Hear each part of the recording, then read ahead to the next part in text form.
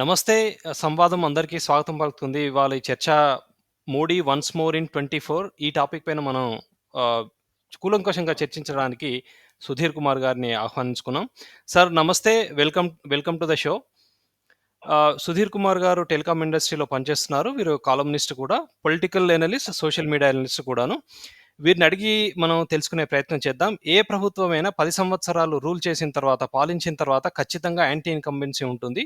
అది భారతదేశం లాంటి చాలా అతిపెద్ద దేశంలో, ఇన్ని రాష్ట్రాలున్న దేశంలో, ఇంత డైవర్సిటీ ఉన్న దేశంలో ఖచ్చితంగా యాంటీ ఇన్కంబెన్సీ ఉండే ఛాన్స్ ఉంటుంది. అయినా మరి మోడీ వన్స్ మోర్ మోడీ మూడోసారి కూడా మోడీ రావడానికి ప్రయత్నం చేస్తున్నాడు. ఎందుకు రావాలి? Modi once more in 24 why అనే టాపిక్ మీద మనం చర్చించుకుందాం. సార్ చెప్పండి, మోడీ ఎందుకు 2024లో మోడీ ఎందుకు రావాలి మళ్ళీ? What is your answer?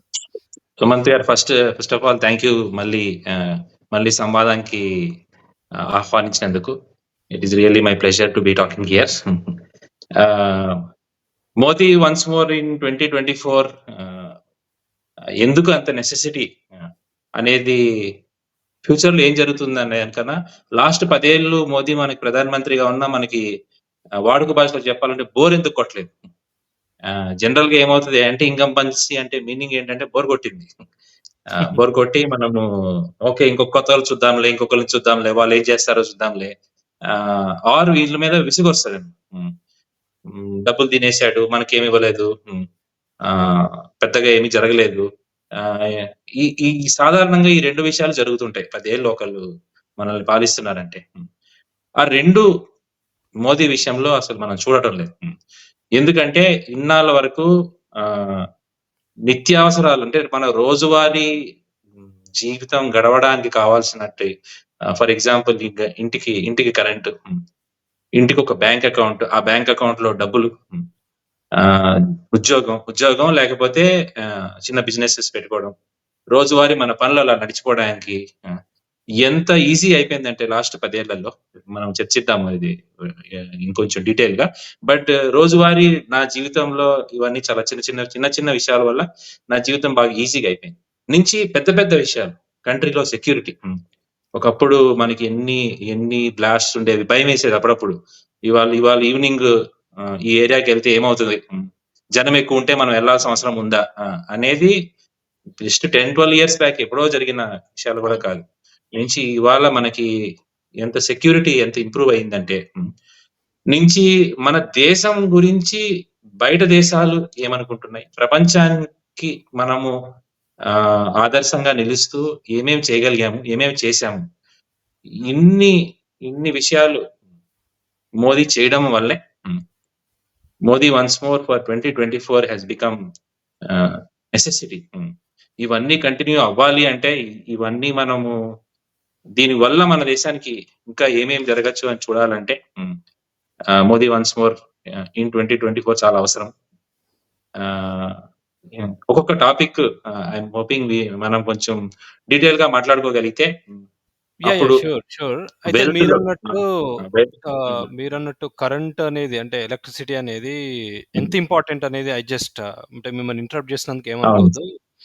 నేను వచ్చిన విలేజ్ ఏదైతే ఉందో, మాకు 2014 అంతకు ముందు, maybe 2010 before, we used to have at least 12 hours power cut.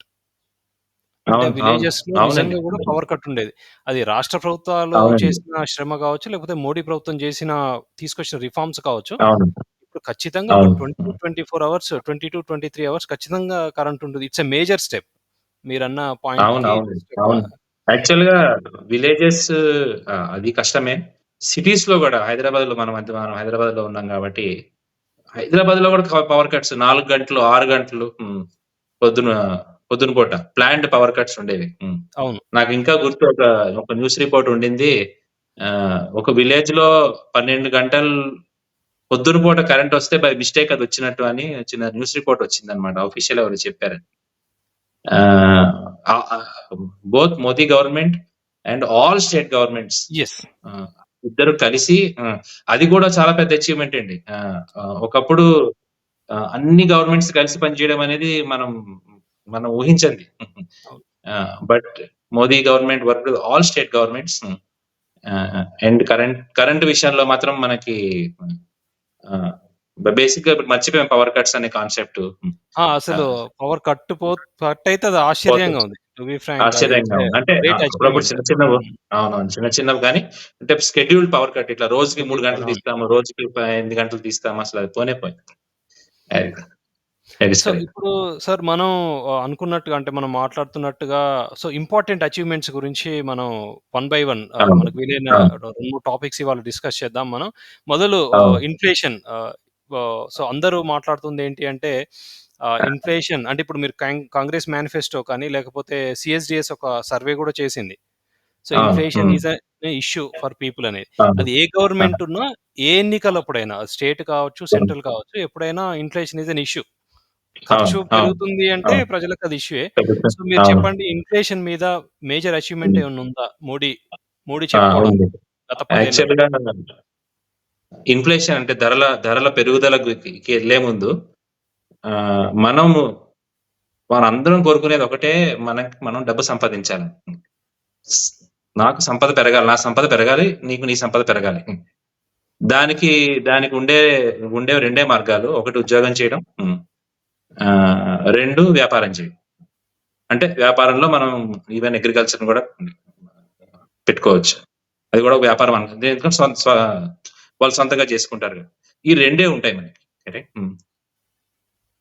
ఈ జస్ట్ ఈ 10 ఏళ్లలో అంటే నేను ఈ ముందు ఈ టాపిక్ ఎందుకు చెప్తున్నా అంటే, నేను ఖర్చు పెట్టాలంటే ముందు నా దగ్గర డబ్బులుండాలి.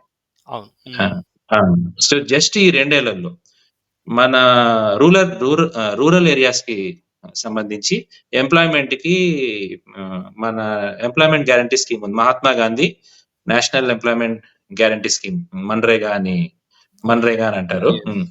నేను మీకు ఒక చిన్న స్టాటిస్టిక్ చూపిద్దాం అనుకుంటున్నాను. యాహ్! యెస్. జస్ట్ మన ఆహ్, ఇది ఈ మన్రేగా అనే ప్రోగ్రామ్ 2008లో వచ్చింది. ఓకే. అంతకుముందు కొన్ని డిస్ట్రిక్ట్స్ లోనే ట్రై చేశారు యూపీఏ వాళ్ళు. ఈ ప్రోగ్రామ్ ఏంటంటే రోజుకి సంవత్సరంలో 100 రోజులు పని గ్యారంటీ ఇస్తుంది. రూరల్ ఏరియాస్ లో ఉన్న ఎవరికైనా. రోజుకి ఇప్పుడు 300 చేశారు. వచ్చినప్పుడు రూ. 100 మినిమం రూ. 100 జీతంలాగా ఇవ్వాలి. ఓకే. యూపీఏ హయాంలో యూపీఏ మొత్తం దీనికోసం ఖర్చు పెట్టిన అమౌంట్ 2,45,000 కోట్లు దగ్గర. అదే గత 10 సంవత్సరాలు ఎన్డీఏలో వాళ్ళు ఖర్చు పెట్టిన అమౌంట్ 6,85,000 కోట్ల రూపాయలు. Just for rural employment. అంటే ఇది మనకు తెలిసి ఇంకోటి ఏంటంటే అమౌంట్ అంతా బ్యాంక్ అకౌంట్స్ లోకి వెళ్తున్నాయి. ఇప్పుడు క్యాష్ నాకు ఇచ్చి నేనెళ్ళి వేరే వాడికి ఇచ్చే రోజులు పోయాయి మనకి ఇప్పుడు. అందరికి బ్యాంక్ అకౌంట్లు వచ్చేసాయి. అందుకే ఆ అమౌంట్ అంతా వెళ్ళి బ్యాంక్ అకౌంట్ లోనే పడుతుంది.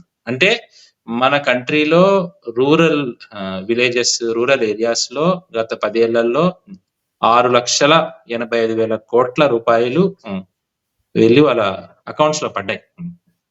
ఇది రూరల్. నెక్స్ట్ ఓకే, రూరల్ చెప్పారు. అర్బన్, టౌన్స్ వీటికి ఏంటి మీ ఎస్పెషల్లీ మనకి అందరికీ తెలుసు పిఎఫ్. మన శాలరీలో ఒక కాంపోనెంట్ ఏమో పిఎఫ్.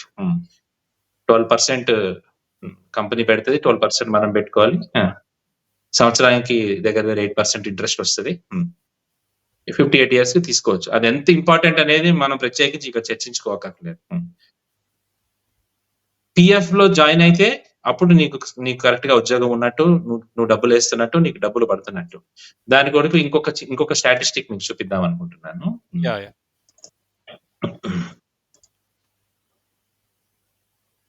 అప్ టు 2014 అంటే 1947 నుంచి 2014 వరకు పిఎఫ్ ఆర్గనైజేషన్ లో, ఈపీఎఫ్ఓ అంటే ఎంప్లాయీ ప్రావిడెంట్ ఫండ్ ఆర్గనైజేషన్ లో 12 కోట్ల మంది సబ్స్క్రైబ్ అయి ఉన్నారనమాట. అంటే వీళ్ళు ఇవి ఆపరేటివ్ అకౌంట్స్ అంటారంటే వీటిల్లో డబ్బులు పడ్డాము, లేకపోతే డబ్బులు తీయడము ఇవి జరుగుతూ ఉండేవి.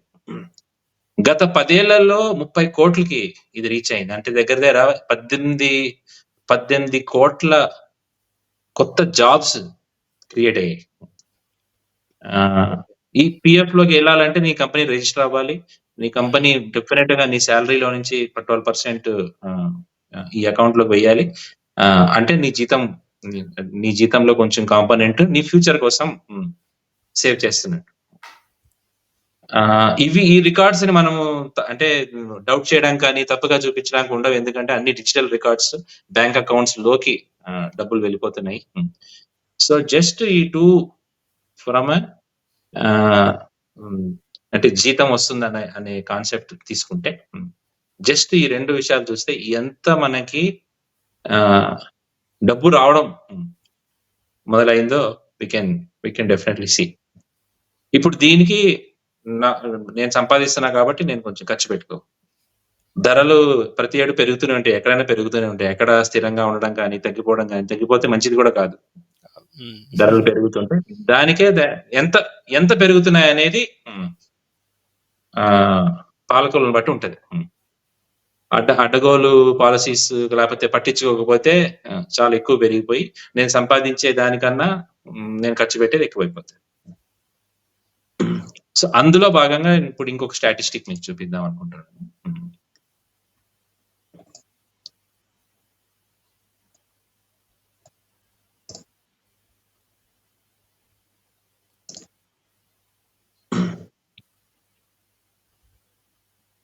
ఇందులో చాలా ఉన్నాయి కానీ నేను క్విక్ గా చెప్తాను. ఇక్కడ 10 గ్రాఫ్లు ఉన్నాయి. ఒక్కొక్క యూపీఏ 10 సంవత్సరాలు, ఎన్డీఏ 10 సంవత్సరాలు. యూపీఏ 10 సంవత్సరాల గ్రాఫ్స్ ఇవి, ఎన్డీఏ 10 సంవత్సరాల గ్రాఫ్స్ ఇవి. మనం చూస్తే ఎన్డీఏలో ధరల పెరుగుదల శాతం యూపీఏ కన్నా చాలా తక్కువ ఉందని చాలా క్లియర్ గా అర్థమైపోతుంది. ఇన్ఫాక్ట్ చాలా మంది చెప్పేది ఏంటంటే ఈ ఫస్ట్ ఇయర్ ఏదైతే ఉందో ఇది దీనికన్నా ముందు మనకు ఉండింది ఎన్డీఏ ప్రభుత్వం, అప్పుడు అటల్ బిహారీ వాజ్పేయి. వాళ్ళు వెళ్ళిపోగా ఇచ్చిన ఈ ధరల ద్రవ్యోల్బణం అంటారు, అది 3.8%, 3.8% వాళ్ళు ఇచ్చి వెళ్ళిపోతే మనకి ఒక 5 ఏళ్ళు దగ్గర 9 నుంచి 12% ఇన్ఫ్లేషన్ తో బతకాల్సి వచ్చింది ఆ టైంలో. దానికి ఇది ఇప్పుడు మనము మోదీ గవర్నమెంట్ అప్పుడు చూస్తే కనుక ఒకప్పుడు 3.3% కూడా పడిపోయింది. మోదీ ఆగస్ట్ 15th ఎర్రకోట నుంచి దేశ ప్రజలతో మాట్లాడుతున్నప్పుడు కూడా ఒక సందర్భంలో చెప్పారు కూడా 4% ±2% ఇన్ఫ్లేషన్ కంట్రోల్ చేయడానికి that is the aim of the government. ఒకవేళ చూస్తే అది కూడా చాలా చాలా బాగా కంట్రోల్ చేయగలిగారు. మధ్యలో మనకి కోవిడ్ వచ్చింది, 2 సంవత్సరాలు కోవిడ్ డిస్ట్రప్షన్, చాలా పెద్ద డిస్ట్రప్షన్. అవునవును, చిన్న డిస్ట్రప్షన్ కాదు అది. అయినా సరే పిఎఫ్ లో ప్రజలు యాడ్ అవుతూనే ఉన్నారు. రూరల్ ఎంప్లాయ్మెంట్ గ్యారంటీ యాక్ట్ లో అయితే కోవిడ్ అప్పుడు దగ్గర 1,10,000 కోట్లు ఆ సంవత్సరంలో రిలీజ్ చేశారు, ఎందుకంటే ప్రజలకి ఉద్యోగం ఇచ్చి. దీనికి ఈ రూరల్ ఎంప్లాయ్మెంట్ గ్యారంటీ మీదే మోదీ ఫస్ట్ లో ఒక స్పీచ్ ఇస్తూ క్రిటిసైజ్ చేశారు స్కీమ్ ని. మోదీ ప్రైమ్ మినిస్టర్ గా ఉంటూ సోనియా గాంధీ తీసుకొచ్చిన ఈ స్కీమ్ ఊర్లలో గుంటలు తవ్వడానికి వాడుకునే స్కీమ్ లా తయారైపోయింది అని. దానికి ఏంటి మీరెందుకు ఇన్ని డబ్బులు ఇస్తున్నారు అని చెప్పి వీళ్ళు మళ్ళీ ఈ ప్రభుత్వం చేసిన మార్పు ఏంటంటే అంతకు ముందు ఓన్లీ విలేజ్ పనుల వరకే డబ్బులు ఇచ్చేవారు. ఒక విలేజ్ లో చేయడానికి ఎంత పని ఉంటుందండి, ఎంతైనా రోడ్లు వేసేసిన తర్వాత. సో వీళ్ళు ఏం చేసేవారు, గుంటలు ఎందుకు స్కామ్ అనేవారు, గుంటలు తవ్వేవారు, అదే గుంటను పూడ్చేవారు, మళ్ళీ గుంటలు తవ్వడం, మళ్ళీ గుంటలు. ప్లస్ క్యాష్ ట్రాన్స్ఫర్ ఉండేది. అంటే నాకు గవర్నమెంట్ డబ్బులు ఇస్తుంది 100 రూపాయలు, నేను మీకు వచ్చి 70 రూపాయలు ఇస్తాను. నువ్వు తవ్వింది ఉంటే 30 రూపాయలు నేను తినేస్తున్నాను. 2 విషయాలు జరిగాయి. ఒకటి, మీకే 100 రూపాయలు వస్తుంది, ఇప్పుడు మధ్యలో నా ప్రమేయం ఉండదు.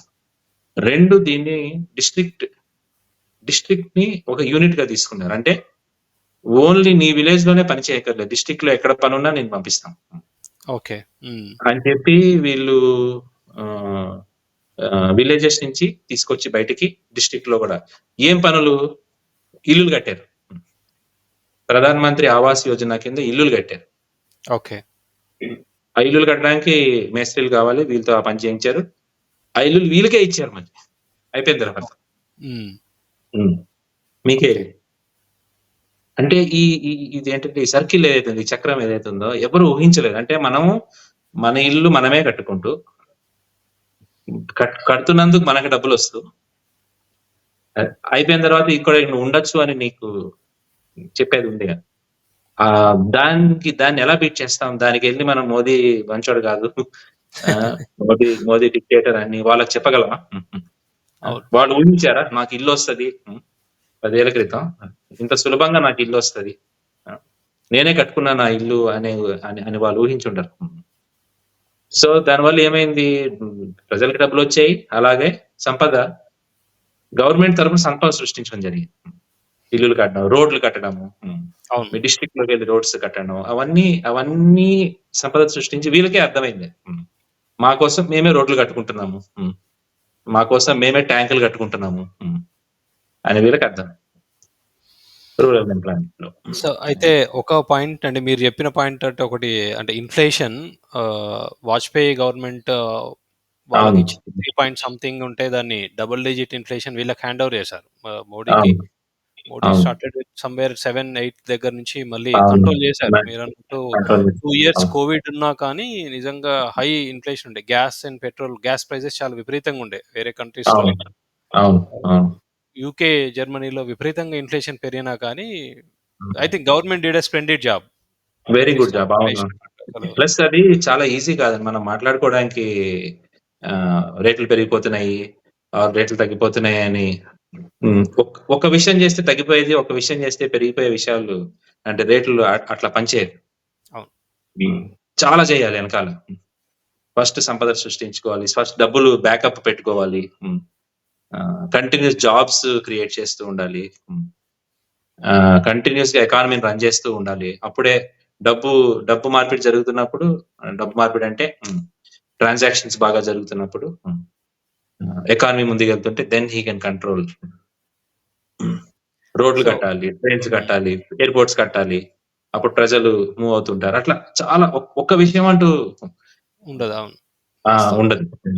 ఇన్ఫ్లేషన్ లాంటిది కంట్రోల్ చేయాలంటే. సార్ అయితే ఇంకొక పాయింట్ సార్ ఎంటర్‌ప్రెన్యూర్‌షిప్ అని దాని గురించి చెప్పారు. అంటే జాబ్స్ క్రియేషన్ దాని గురించి అన్నారు మీరు. ఈపీఎఫ్ఓ అవును. డేటా కూడా చూపించారు. అయితే అవును. ఒక క్వెషన్ అంటే అపోజిషన్ పార్టీస్ రైజ్ చేస్తున్న క్వెషన్ ఏంటి అంటే హ్మ్. అసలు జాబ్స్ మీరు ఇయ్యలేదు. అంటే వాళ్ళ ఇయ్యలేదని. ఉద్దేశ్యం అవును. అంటే జాబ్స్ ఇవ్వడం అంటే కేంద్ర ప్రభుత్వం గవర్నమెంట్ జాబ్స్ కోట్ల జాబ్స్ ఇవ్వడమే జాబ్స్ ఇవ్వడమా? అవును. అసలు జాబ్స్ ఇవ్వడం అంటే 2018 వరకు, నాట్ ఈవెన్ 14. 2018 వరకు నీకు జాబ్ ఇవ్వడం అంటే గవర్నమెంట్ జాబ్ ఇవ్వడమే. ఎవరైనా నీకు జాబ్ ఉందండి. మన విలేజెస్ లోని, టౌన్స్ లో ఎంత మందిని మనం చూడలేదు. 5 ఏళ్ళు, 8 ఏళ్ళు కేవలం గవర్నమెంట్ జాబ్, టీచర్ జాబ్ కోసము, గవర్నమెంట్ ఆఫీస్ లో జాబ్ కోసము, తహసీల్దార్ ఆఫీస్ లో జాబ్ కోసము, ఓన్లీ దానికోసమే. అందుకే జాబ్ డేటా ఏమొస్తది? Job data is always government jobs ఎన్ని వచ్చినాయి, గవర్నమెంట్ లో ఎన్ని జాబ్స్ యాడ్ అయినాయి. ఓన్లీ అదొక్కటే పారామీటర్ ఉండేది. 18 తర్వాత అది కూడా మారిపోయింది. ఈ పిఎఫ్ ప్రైవేట్ కంపెనీ పెట్టాలంటే కూడా గవర్నమెంట్ సహకారం ఉండాలి. అవును. ఆ గవర్నమెంట్ సహకారం ఉంటేనే ప్రైవేట్ కంపెనీ వస్తాడు. ప్రైవేట్ కంపెనీ వాడు ఎవరికైనా ఉద్యోగం ఇవ్వాలంటే వాళ్ళకి క్వాలిఫికేషన్ ఉండాలి, కాలేజీలో ఉండాలి అలా. సో అందుకు గవర్నమెంట్ డేటా వస్తున్నప్పుడు ఏమయ్యేది? గవర్నమెంట్ జాబ్లు ఇన్నే యాడ్ అయినాయి, నువ్వు 2 కోట్లు ఇస్తాను సంవత్సరానికి, నువ్వేమో 5 లక్షలు కూడా ఇవ్వబాయే, 2 లక్షలు కూడా ఇవ్వలేదు. ఇప్పుడు ఓన్లీ ప్రైవేట్ ఎంప్లాయ్మెంట్ ఈపీఎఫ్ఓ మనం చూస్తే 18 కోట్ల మంది ఇట్స్ ఆపరేటివ్ అకౌంట్ అంటే సంవత్సరానికి 1.8 crore మంది ప్రైవేట్ కంపెనీలో జాబులు వచ్చినాయి. అయితే ఈ టైంలో ఇంకోటి ఆంటర్‌ప్రెన్యూర్‌షిప్ గురించి మనం అదే. మాట్లాడుతూ ఒకటి ఒక లోన్ తెచ్చుకోవాలంటే ఎంత కష్టమో మనకే తెలుసు. ఒక 10 అవును. ఇయర్స్ బ్యాక్ మీరో నేనో జస్ట్ సరదాగా ఒక కంపెనీ పెడదామని అనుకుందాం. చిన్నది ఏదో స్ట్రీట్ సైడ్ చిన్న చైనీస్ బండి పెడదాం అనుకుంటే, నా దగ్గర డబ్బులు లేవు గానీ లోన్ తెచ్చుకోవాలంటే ఎంత కష్టమో నాకు తెలుసు. దానికి మనం ఏదో ఒకటి గ్యారంటీ ఇవ్వాలి, లయబిలిటీ లాగా ఏదో పెట్టాలి, వెనకాల ఎంత ఉందో చూపించాలి. ఒక ఇల్లు ఉంటే ఇంకో ఇల్లు కొనుక్కునే పరిస్థితి, లేకపోతే ఏదో ల్యాండ్ ఉంది, ఏదో ఉంది నాకు, అందుకే నాకు లోన్ ఇవ్వాలని చెప్పే పరిస్థితిలో దాన్ని ఎంత ఈజీ చేశారో. ముద్ర అనే స్కీమ్ తీసుకొచ్చారు. వితౌట్ ఎనీ లయబిలిటీ 10 లక్షల వరకు. అవును. చిన్న చిన్న బిజినెసెస్ పెట్టుకోవడానికి లోన్ ఇవ్వడం. అది సరిపోదన్నట్టు 10 లక్షల వరకు కూడా ఎందుకు, కొంతమంది కోవిడ్ అప్పుడు స్వనిధి అని ఒక తీసుకొచ్చారు స్ట్రీట్ వెండర్స్ కోసం. కోవిడ్ అప్పుడు బాగా ఇబ్బంది పడిన సెక్టార్ లో ఒకటి స్ట్రీట్ వెండర్ సెక్టర్. ఎందుకంటే ఎవరు బయటకు వెళ్ళట్లేదు, బయటకు వెళ్ళి ఎవరు తినట్లేదు. అవును. ఆర్ అమ్ముకోవడం కానీ అవన్నీ వాటికి just 10,000 20,000 loans without any liability ఇవ్వడం. ఈ మొన్నే రిపోర్ట్ వచ్చింది, ముద్రా లోన్స్ 45 లక్షల కోట్ల వర్త్ ముద్రా లోన్స్ ఈ రోజు వరకు జనరేట్ అయిన 45 లక్షల కోట్ల లోన్స్ ప్రజలు తీసుకున్నారు. ఓకే, లోన్ తీసుకున్నావు, లోన్ తీరుస్తావా నువ్వు? ఫస్ట్ అదే డౌట్ కదా, నీకు లోన్ ఎందుకు ఇవ్వను, నువ్వు తీర్చావు కాబట్టి నేను ఇవ్వను. ఓన్లీ 3%, ఈ 45 లక్షల కోట్లలో 3% మాత్రమే ఎన్పిఏ అంటే నాన్ పర్ఫార్మింగ్ అసెట్. అంటే ఆ బిజినెస్ పెద్దగా నడవలేదు, అంటే ఓన్లీ 3%. అంటే మోడీ నమ్మకం ఏంటి, చిన్న వెండర్స్ కి, చిన్న బిజినెసెస్ కి మనం ఇలా ప్రోత్సాహం ఇస్తే వాళ్ళు నడుస్తారు. ఈ ఎగ్గొట్టే వాళ్ళు ఎక్కువ మంది ఎవరు ఉంటారు, పెద్ద బిజినెసెస్ వాళ్ళే ఈ కిటుకులు ఎత్తుకుతారు. ఎలా ఎగ్గొట్టచ్చు, ఏం చేయొచ్చు, ఎలా పోస్ట్ పోన్ చేయొచ్చు. తర్వాత ఇప్పుడు మనకి బాగా ఈ యాప్స్, అర్బన్ క్లాప్ ఇవన్నీ, అర్బన్ కంపెనీ యాప్స్ వచ్చాయి. నాకు ఇంట్లో ఏదైనా కార్పెంటర్ పని కావాలంటే వాళ్ళు ఇలా అర్బన్ క్లాప్ కొట్టేసి, ఎలక్ట్రిసిటీ పని కావాలన్నా వచ్చేస్తాడు, మనం చేసేస్తున్నాం. వాళ్ళు కూడా చిన్న చిన్న ఎంటర్ప్రినర్స్ కింద లెక్కేసుకోవచ్చు. ఎలక్ట్రీషియన్ ఉన్నాడంటే ఏదో చిన్న ఆయన కావాల్సిన టూల్స్ ఆయన దగ్గర ఉంటాయి, మీకు హెల్ప్ కావాలన్నప్పుడు ఆయన వెళ్తాడు. విశ్వకర్మ అని ఒక స్కీమ్ తీసుకొచ్చారు, ఎవరు మళ్ళీ ఊహించలేరు. విశ్వకర్మ అంటే మన హిందూ మైథాలజీలో క్రాఫ్ట్స్మెన్, సృష్టించేవాడు. వీళ్ళందరూ కూడా అంతే కదా, కార్పెంటర్ ఉన్నాడంటే నాకు ఇలా కావాలని నువ్వు చెప్తే దాన్ని సృష్టించేవాడు. అట్లా 18 different varieties of professions Vishwakarma scheme కింద పెట్టి వాళ్ళకి లోన్, ఎందుకు, నీకు కావాల్సిన టూల్స్ నువ్వు కొనుక్కో అని. ఓకే. గార్డెనింగ్ వాళ్ళకి అసలు మనం సెంట్రల్ గవర్నమెంట్ గార్డెనర్స్ గురించి ఎందుకు ఆలోచించాలి? అంతే. వాళ్ళకి కావాల్సిన టూల్స్ మీరు కొనుక్కోవచ్చు అని ఆల్రెడీ 90 లక్షల మంది అప్లై చేయడం, ఇది లాస్ట్ ఇయర్ ఇచ్చారు. ముందు అంటే ఆంటర్ప్రినర్షిప్ పెద్ద పెద్ద కంపెనీస్ పెట్టడానికో, పెద్ద పెద్ద ఐటీ కంపెనీలు పెట్టడానికో వాటికి కాకుండా, నీకు చిన్న చిన్న ఐడియాస్ ఉన్నా సరే, నాన్ టెక్నాలజీ ఐడియాస్ ఉన్నా సరే, టెక్నాలజీ వాడితే ఇంకా మంచి, నాన్ టెక్నాలజీ ఐడియాస్ ఉన్నా సరే మీరు పెట్టుకోవచ్చండి. సో మీరు చూసుకుంటే, నాకు ఐడియా లేదు, నాకు ఉద్యోగం చేయాలి అని ఉందంటే ఆ నంబర్స్ కూడా చాలా పెరిగాయి, బోత్ రూరల్ అండ్ అర్బన్. లేదు నాకు ఉద్యోగం వద్దు, నేను బిజినెస్ చేసుకుంటాను, నేను బిజినెస్ లో సక్సీడ్ అవుతానంటే 1 లక్ష లోన్ కావాలంటే ఇచ్చేది ఉన్నాయి, 10 లక్షల లోన్లు కావాలంటే ఇచ్చేది ఉన్నాయి. వితౌట్, మోస్ట్ ఇంపార్టెంట్ ఏంటంటే ఏది లయబిలిటీ ఏమి పెట్టక్కర్లేదు, నీ దగ్గర ఆస్తులు ఏమీ లేకపోయినా నీకు ఇచ్చేస్తుంది, నువ్వు పెట్టుకొని నాకు రిటర్న్ ఇవ్వండి తక్కువ ఇంట్రెస్ట్ కి.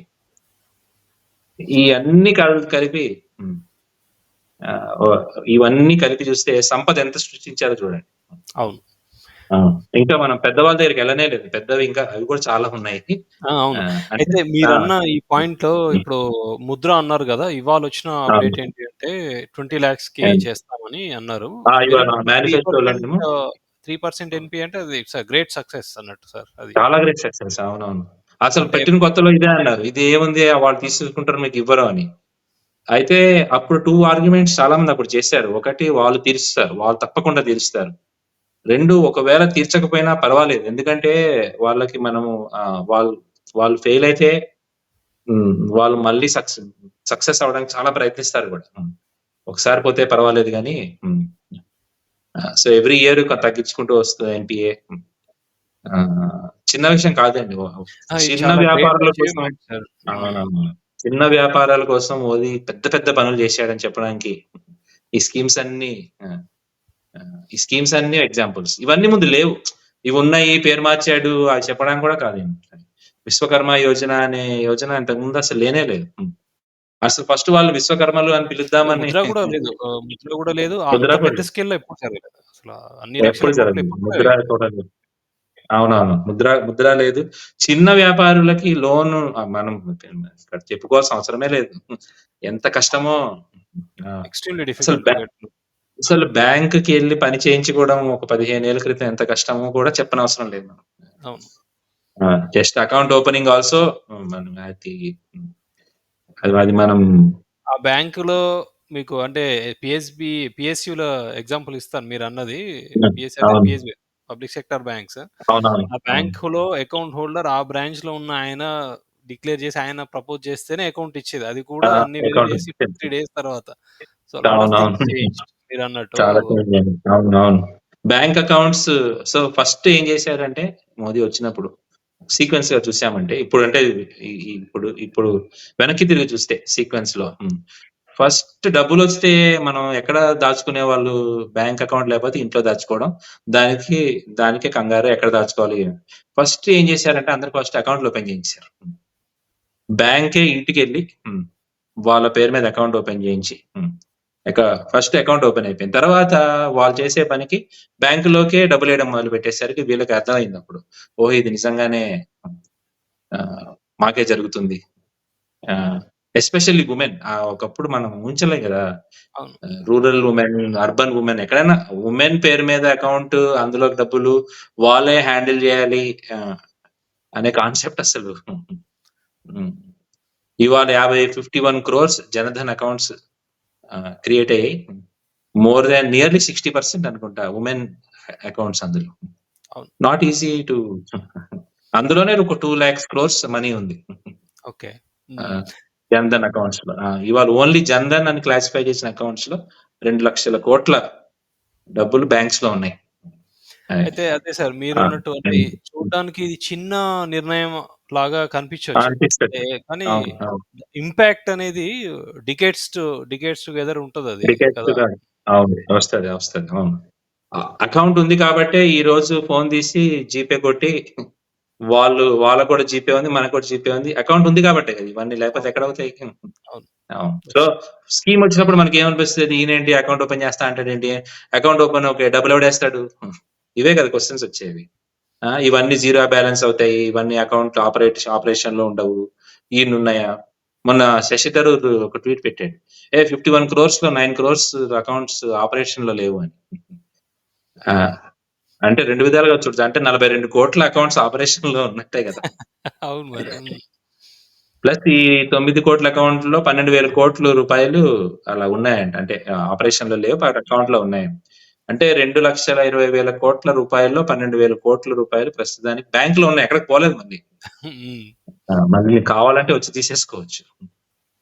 సో, మనం చెప్పాలి అపోజిషన్ పార్టీ వాళ్ళే సో, ఫస్ట్ అకౌంట్ క్రియేట్ అయిపోయింది. అకౌంట్ క్రియేట్ అయిపోయిన తర్వాత ఎంప్లాయ్‌మెంట్. నువ్వు రోజు చేసే పనికి నీ అకౌంట్‌లోకే డైరెక్ట్‌గా డబ్బులేయడం మిడిల్ మ్యాన్‌ని మొదలైంది. తీసేయడం. ఎలిమినేట్ మిడిల్ చేయడం. మ్యాన్ తీసేయడం. బయట లోన్ ఎంతండి? 18%, 20% అవును. Private banking లోన్‌కెళ్తే. బిజినెస్ పెట్టాలంటే అంతే తీసుకోవాలి గదా! వాడికి ప్రిన్సిపల్ వద్దు. వాడు ఇంట్రెస్టే తీసుకుంటాడు. 18% ఆ! ఇచ్చినోడు. ఆ! సో, ఇమాజిన్ ఇంకొక 2 ఇయర్స్‌లో అందరికి అర్థమైపోయింది. ఇది అవసరం లేదు నాకని.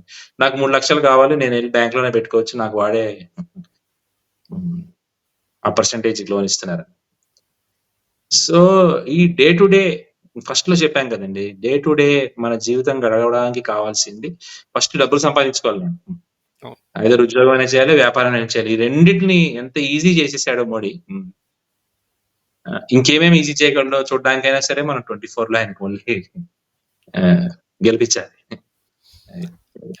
అదే సార్. అయితే లాస్ట్ పాయింట్ మనం ఈ సెషన్‌లో డిస్కస్ చేద్దాం. ఏంటి అంటే మళ్ళీ అగైన్ నేను అదే coming back to same question ఏంటి అంటే హ్మ్. గవర్నమెంట్ జాబ్స్ ఇస్తేనే జాబ్స్ అనేటువంటి ఈ అవును. డిస్కోర్స్ అనేది అవును. ఏదైతే ఉందో మీడియాలో కానీ, అవును. ఏ గవర్నమెంట్ చేసినా గానీ అవును. అవును. ఆహ్, అవును. అది రాంగ్ అంటాను. మీరేమంటారు? అంటే గవర్నమెంట్ కరెక్ట్ అండి. అవును. ఎంప్లాయ్‌మెంట్ క్రియేట్ చేయడానికి మీరన్నట్టు ఇప్పుడు అవును. ముద్రాలో స్ట్రీట్ వెండర్‌కిస్తే అతని దగ్గర నలుగురో, ఐదుగురో ఎవరో పని చేస్తారు. ఇప్పుడు సార్ మనం దూసపేట చేస్తారు. అవును. దగ్గరికెళ్తే అతనొక్కడే గాదు, అతనితో పాటు నలుగురు, ఐదుగురికి ఎంప్లాయ్‌మెంట్ తన ఉంటారు. ఇంటి వాళ్ళకో, బయట వాళ్ళకో ఇస్తాడు. సో, ఇదంతా పాజిటివ్ చైన్ ఎఫెక్ట్ అవును. గదా! సో, అంటే ఈ నరేటివ్ ఏంటంటారు మరి? అంటే జాబ్స్ గవర్నమెంట్ డిక్లేర్ చేసి నేను ఆ! 3,00,00,000 జాబ్స్ ఇస్తేనే అంటే వై మనం అంటే మీరు మీడియాలో కూడా డిస్కషన్ ఈ రకంగా అవును. మాట్లాడుకోరు. అంటే మీకు గుర్తుండే మాట్లాడుకోరు. ఉంటది అవును. మోడీ హ్మ్. ఒకసారి ఇలాంటిది మాట్లాడితే అంటే చాయ్ బండి ఆ! పెట్టిన వాళ్ళు కూడా పకోడీ. ఇండిపెండెన్స్ డే ఎందుకు కాదు? పకోడీలేసుకొని ఆ! అవును. అంటే ఎందుకు కాదు? ఎక్కిరించారు అందరూ. అది అవును. ఏంది అవును. అది డిగ్నిటీ ఆఫ్ లేబర్ ఉంది. డిగ్నిటీ ఆఫ్ వర్క్ ఉంది. వాళ్ళు వర్క్ సంపాదిస్తారు. ఉంది. సంపాదించే వాళ్ళు కూడా అవును. ఉన్నారు. హ్మ్. అవును. 5,000 అవును. చాయ్‌కి బావుంటే అందరం పెట్టేవాళ్ళు కూడా ఉన్నారు రోజు. అవును. అవును. సో, టీ ఓవరాల్ టైమ్ అంటే అని దీని మీద పెట్టినాయన హ్మ్. టీ టైమ్ అని కంపెనీ ఇప్పుడు బాగా పాపులర్ అయింది. ఎక్కడ పెడితే అక్కడ ఆ పెట్టినాయన ఇప్పుడు పెద్ద బిజినెస్ మ్యాను. జనసేన పార్టీకి సపోర్టు. ఓకే. హ్మ్. ఆ! ఫ్రమ్ దట్ అంటే జస్ట్ ఫ్రమ్ టీ. టీ టైమ్‌లో ఏం దొరుకుతాయి మనకి? టీ దొరుకుతాయి, బిస్కిట్స్ దొరుకుతాయి, స్నాక్స్ దొరుకుతాయి అంతే. మీరు ఒక మంచి డిగ్నిటీ ఆఫ్ లేబర్ మనం ఒకప్పుడు అప్రిషియేట్ చేసేవాళ్ళం కాదండి. అది it is the truth. That yeah! ఒకప్పుడు జాబ్ అంటే గవర్నమెంట్ జాబు. జాబ్ ఉంటే అదొకటే. ప్రైవేట్‌లో ఉంటే ఏం లాభం? ఎప్పుడు పోద్దో తెలీదు. ఎంత ఇస్తారో తెలీదు. ఏం జరుగుతుందో తెలీదు అన్నది ఒక 30 years back private job was not a big aim. Unfortunately చాలా ఇయర్స్ అదే కంటిన్యూ అయింది. జాబులు లేవు. అవును. గవర్నమెంట్‌లో జాబులు లేవు. లేతే మా ఇప్పుడు కూడా వాళ్ళకి జాబ్స్ లేవు. ఇప్పుడవుతున్న అవును. మీరు కాంగ్రెస్ అవును. మేనిఫెస్టో చూస్తే వాళ్ళు చెప్పేదదే. ఇన్ని అవును. జాబ్‌లు ఇస్తాం గవర్నమెంట్‌వని. స్టేట్ గవర్నమెంట్స్ కూడా అదే గవర్నమెంట్ ఇస్తామని. అవును. ఇస్తామని. పాపం వాళ్ళకి ఆశ కల్పించడం. పోనీ జాబ్స్ ఇస్తామన్న వాళ్ళు ప్రతి ఏడు హ్మ్, ఒక క్యాలెండర్ లాగా రిలీజ్ చేస్తారు. అదొక మేనిఫెస్టో ఐటెమ్ ఎవరు రిలీజ్ చేయరు. చేయరు. అంటే అవును. ప్రతి ఏడు టీచర్లు రిటైర్ అవుతారు గానీ, ప్రతి ఏడు టీచర్‌లని రిక్రూట్ చేయరు.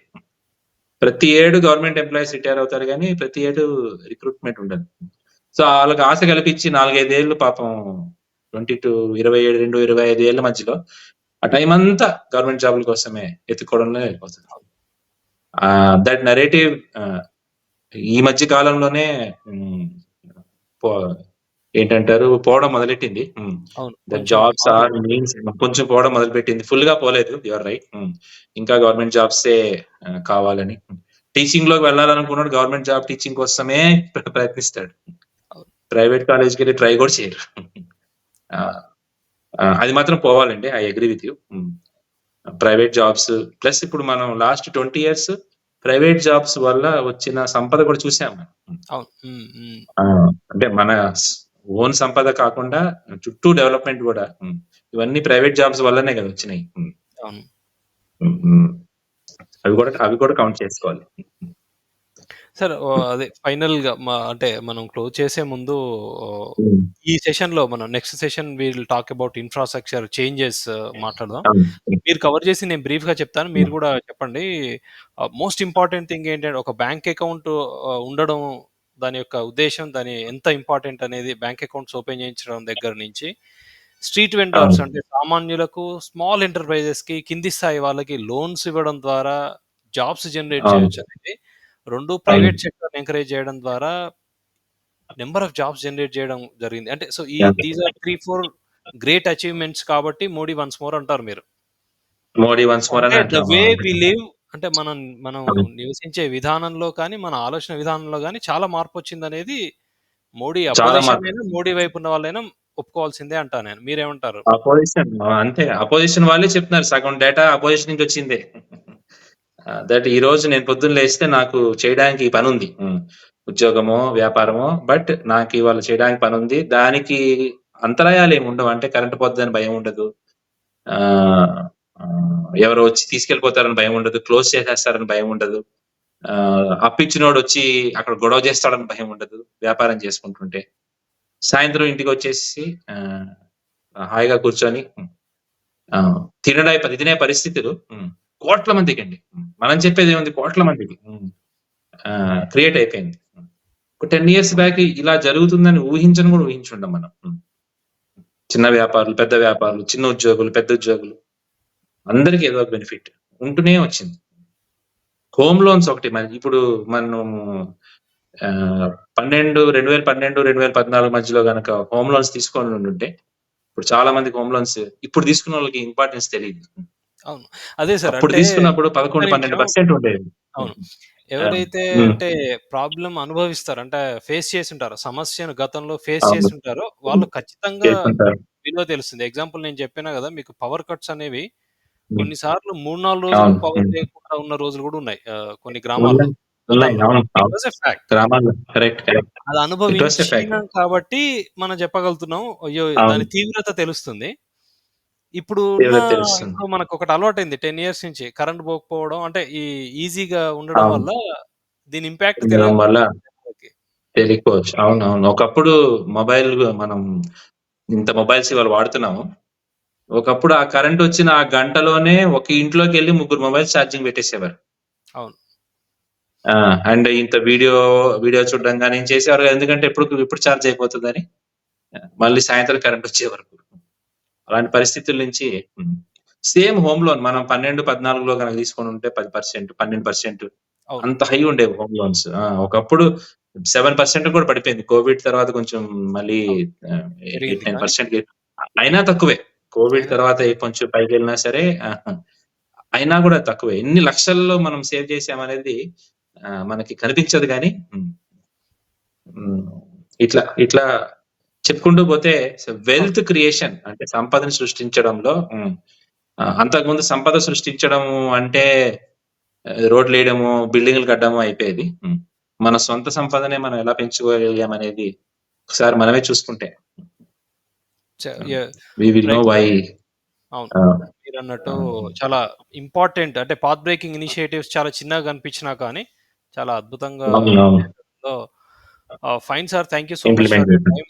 ఈ సెషన్ మళ్ళీ మనం కంటిన్యూ చేద్దాం. చాలా ఇంట్రెస్టింగ్ డిస్కషన్స్ చేద్దాం. అంటే ఏదైతే నిజంగా అవును. గూడా అవును. ప్రతి పౌరుని యొక్క జీవితంలో మార్పు కలిగించేటువంటి నిర్ణయాలు తీసుకున్నారో వాటి గురించి మనం మాట్లాడినాం ఇప్పుడు. నెక్స్ట్ గూడా మాట్లాడదాం. అవును. నెక్స్ట్ సెషన్‌లో మనం మాట్లాడదాం మిగతా ఇంపార్టెంట్ విషయాల గురించి. మీరు ఆ! ఆదివారం నాడు సాయంకాలం మాకు సమయం ఇచ్చినందుకు థాంక్ యూ సో మచ్. చెప్పండి అయ్యో! మీరేదో చెప్తున్నారు. You can continue. No. Just ఒక ఐడియా వచ్చింది. ఇవాళ వెల్త్ గురించి మాట్లాడాము. నెక్స్ట్ టైమ్ హెల్త్ గురించి మాట్లాడదాము ష్యూర్. ష్యూర్. అని డెఫినైట్‌లీ.